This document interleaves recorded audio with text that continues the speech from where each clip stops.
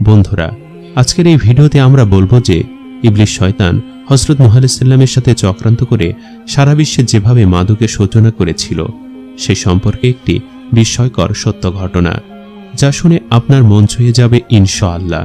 তাই ভিডিওটি একবারে শেষ পর্যন্ত দেখবেন। মহাপ্লাবনে সকল পাপাচারী ধ্বংস হওয়ার পর দীর্ঘ 40 দিন পর নৌকা যদি পাহাড়ে এসে থামলে হযরত নূহ আলাইহিস সালাম জমিনে একটি কাক পাঠিয়ে দেন পানির অবশিষ্টতা মাপার জন্য। কিন্তু ভূমিতে পড়ে থাকা মৃত মাছ এবং বিভিন্ন খাবার দেখে কাক সেগুলো খেতে থাকে আর পুনরায় ফিরে আসে না। এতে নূহ আলাইহিস সালাম অত্যন্ত অসন্তুষ্ট হয়ে যান এবং আল্লাহর কাছে ফরিয়াদ করেন। তারপর হযরত জিবরাইল আলাইহিস সালামের পরামর্শে কবুতরকে পাঠান জমিনের উপস্থিতি জানার জন্য। কবুতর জমিনের একাংশে গিয়ে বসে নিজের পায়ে কাদা মেখে নৌকায় ফিরে আসে।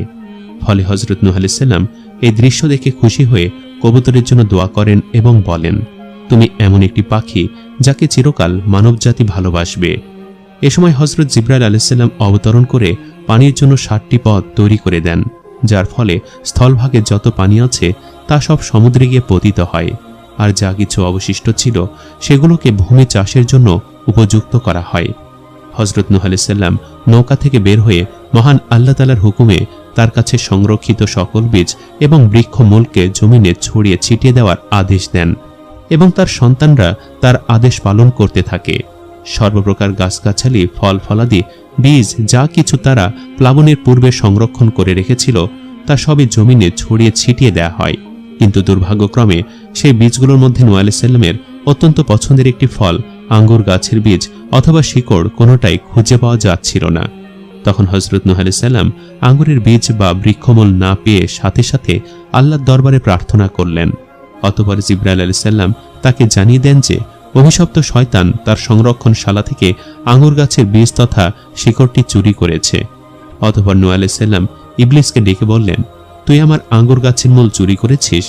নূহ আলাইহিস সালামের কথা শুনে ইবলিস বলল, হ্যাঁ, কিন্তু আমি আপনাকে সেটা দেব না। তখন নূহ আলাইহিস সালাম বললেন, আল্লাহ তাআলা আমাকে অবহিত করেছেন তুই আঙ্গুর গাছের মূল চুরি করেছিস, এবার তুই অবশ্যই এটা দিতে বাধ্য হবি। অতঃপর ইবলিস বলল, জি হুজুর, অবশ্যই দিব, তবে শর্ত হচ্ছে আঙ্গুর গাছের মূলে আপনি একবার পানি দেবেন আর আমি 3 বার পানি দেব। ফলে হযরত নূহ আলাইহিস সালাম তার এই দাবি মেনে নিলেন এবং শয়তান আঙ্গুর গাছের মূল এনে দিল। ফলে নূহ আলাইহিস সালাম সেটিকে ভূমিতে নিজ হাতে বপন করলেন।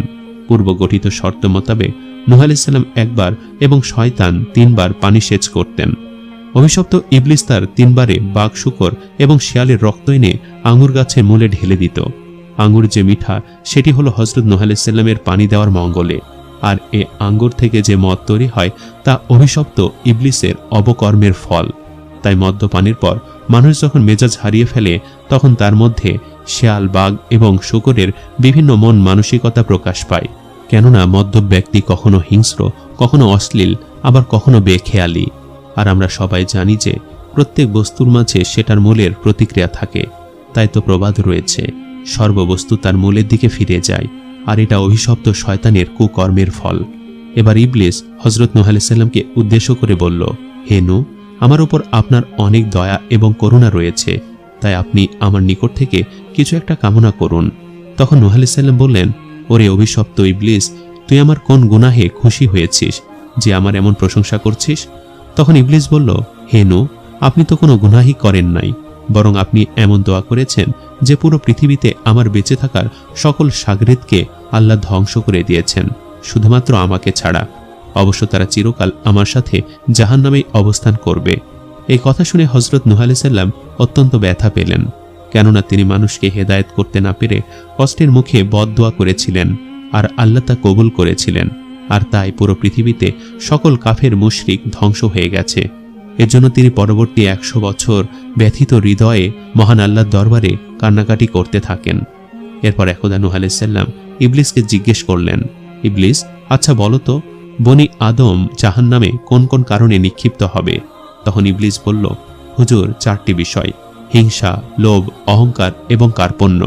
নূহ আলাইহিস সালাম ইবলিসের কাছে এসে এর ব্যাখ্যা চাইলেন।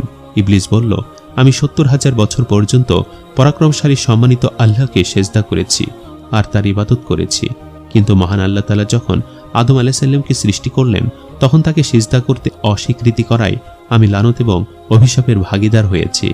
এরপর মহান আল্লাহ তাআলা আমাকে জিজ্ঞাসা করলেন, তুই আদমকে কেন সিজদা করলি না? এবার আমি অহংকার করে বসলাম এবং বললাম, আমি আদম থেকে শ্রেষ্ঠ, কেননা আপনি আদমকে মাটি থেকে আর আমাকে আগুন থেকে সৃষ্টি করেছেন। এই অহংকারের কারণে মহান আল্লাহ তাআলা আমাকে তার দরবার থেকে বিতাড়িত করলেন। তৃতীয়ত, আদমের ভেতরে আমি গন্ধম ভক্ষণের লোভ যখন সৃষ্টি করলাম, অতঃপর সেও যখন তার নিজের ভেতরে লোভকে সংবরণ করতে পারল না এবং গন্ধম খেয়েই ফেলল, তারপর থেকে সে জান্নাত থেকে বহিষ্কৃত হয়ে গেছে। আর বনি আদমের জাহান্নামে নিক্ষিপ্ত হবার চতুর্থ কারণ হচ্ছে কার্পণ্য। মহান আল্লাহ তাআলা কৃপণদের জন্য জান্নাত হারাম করে দিয়েছেন, অর্থাৎ কৃপণরা কখনো জান্নাতে যাবে না।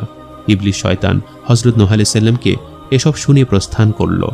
অতঃপর মহান আল্লাহ তাআলার নির্দেশ আসলো যে, হে নূহ, নৌকার তক্তা সমূহ দ্বারা তুমি একটি মসজিদ নির্মাণ করো। এই নির্দেশ পেয়ে হযরত নূহ আলাইহিস সালাম যদি পাহাড়ের উপর একটি মসজিদ নির্মাণ করেন, সেখানে এই মসজিদকে কেন্দ্র করে সামানিন নামের একটি জাতি বা জনবসতি গড়ে উঠল।